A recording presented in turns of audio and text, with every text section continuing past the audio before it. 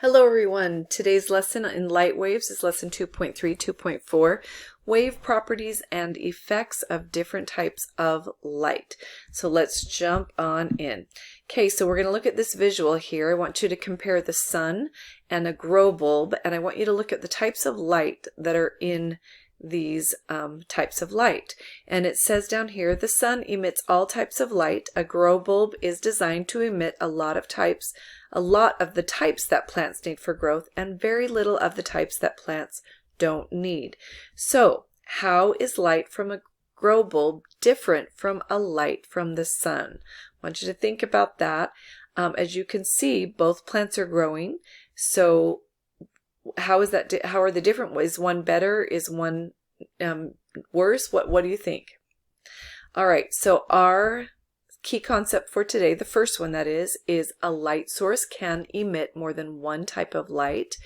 The question that we're going to be investigating today is what makes types of light different.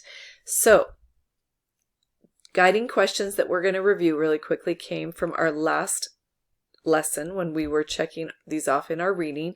Do plants absorb all types of light? What is one type of light that can be used for photosynthesis? And which type of light causes damage to the plants? So make sure you know the answers to those today as you are going forward.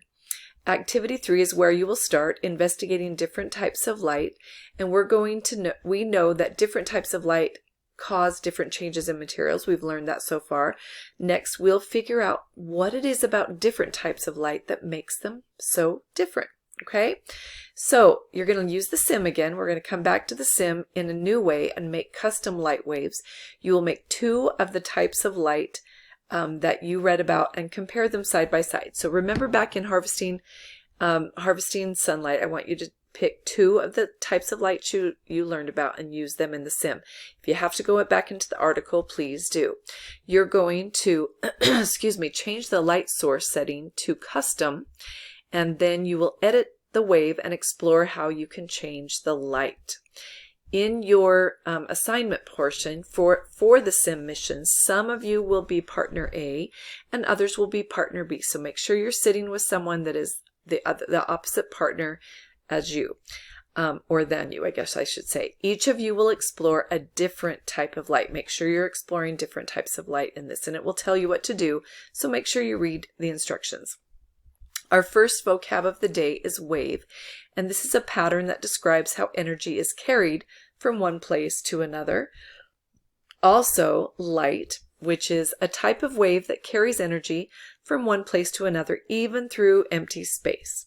So review here from last time, we're going to reflect on the wave properties. And you took notes about this last time, but we're going to go ahead and review. We're starting by watching a video called The Shape of Waves, and it's a really good video that will, especially for those of you that are struggling with this or that weren't here that still need to learn about the properties of waves. So let's go ahead and see how this is going to help explain how waves carry energy. So here we go. When you think of waves, you might think of waves that travel across the ocean. But there are all kinds of different waves, like seismic waves, sound waves, and light waves. Every wave can be represented by a pattern of peaks and valleys, and every kind of wave carries energy from one place to another. You can describe a wave by its amplitude, wavelength, and frequency. Amplitude is the height of the wave, from the middle of the wave to the top of a peak. It is a measure of how tall the wave is. An amplitude can be big, or it can be small. Wavelength is the distance from one peak to another. A wavelength can be long, or it can be short. Finally, frequency is the number of peaks that pass in a second. A frequency can be high, or it can be low. A wave with a short wavelength has a high frequency because it has more peaks that pass by each second. A wave with a long wavelength has a low frequency because it has fewer peaks that pass by each second. Waves with different wavelengths and frequencies interact with materials differently. For sound waves, a wave with a low frequency and long wavelength produces a low pitch. and a wave with a high frequency and short wavelength produces a high pitch. But if you change the amplitude of a sound wave, the pitch doesn't change, the volume does. A high amplitude has a louder sound, and a low amplitude has a quieter sound. For a light wave, changing the wavelength and frequency produces a different type of light. Radio waves have long wavelengths and low frequencies. X-ray waves have short wavelengths and high frequencies, and visible light is somewhere in between. If you change the amplitude of a light wave, the type of light doesn't change, but the brightness or intensity changes. Now you know how waves work, whether they're light waves, sound waves, or ocean waves.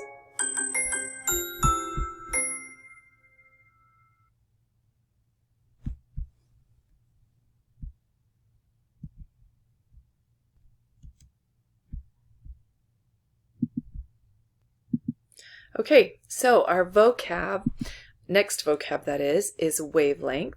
And this is the distance from one peak of the wave to the next. You could also go from trough to trough, as we've learned. And I want you to look at these two waves. We're going to compare amplitude and wavelength. Notice this top one here has a shorter amplitude than this one down here. But look at the wavelength. The wavelength is the same. So that means the frequency is the same with both waves. That would be the same pitch. It's just this one's going to be a softer sound than this one. Okay, so let's go on to key concept number 7. Let me back that up and we'll try that again. Key concept number 7, different types of light have different wavelengths. So all the wavelengths that you can see in light are going to have different wavelengths.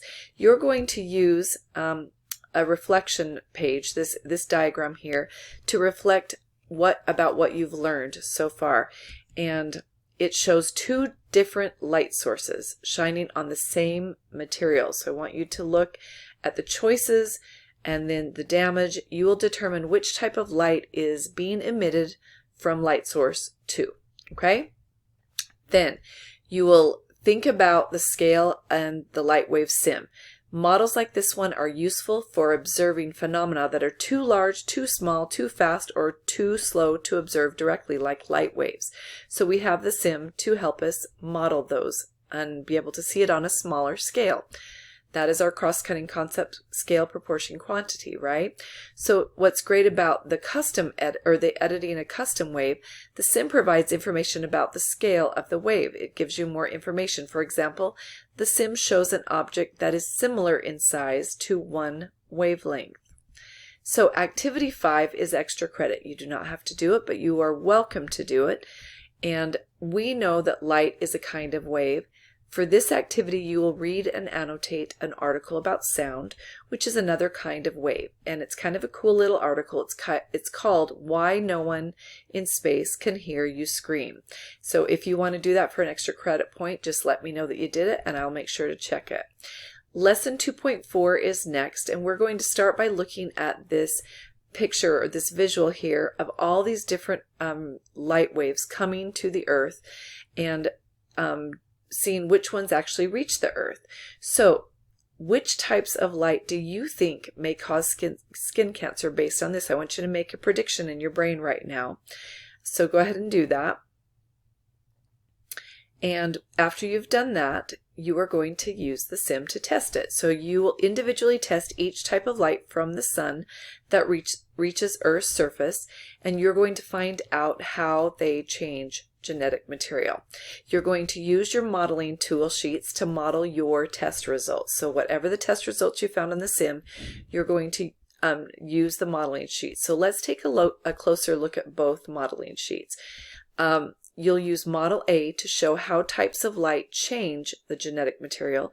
So you'll put the type of light in the left-hand side, and you'll put the changes it causes in the right-hand side, and then draw an arrow to connect the two. On Model B, you will show types of light that cause no change to the genetic material. So here are our sources, our types of light, our changes, and our energy. The word bank is what you'll use, And you will also color in the little yellow highlight section for energy and use that to trace the energy from one place to another. Our next key concept is a material absorbs energy from some types of light, but not others. So you should know that by now after you've investigated. So claim 1, light from the sun and light from a light bulb can cause skin cancer. Claim 2, light from the sun can cause skin cancer, but light from a light bulb cannot. So present your argument to your partner when you get to this point. Make sure you're working with a partner and take turns telling your partner which claim you think is better supported and why. You will end by reading an article and annotating it as well. It's called melanin, a substance found in almost everyone's skin. This is super important to read because it's going to give you more evidence about why Australia has such a high rate of skin cancer. The must-dos for this activity or this lesson today are activity 2 or lesson 2.3, activity 2, 3, and 4, lesson 2.4, activities 2 and 4, the mastery check number 5, and then you will be done. That will be the end of the lesson. Good luck with everything, guys.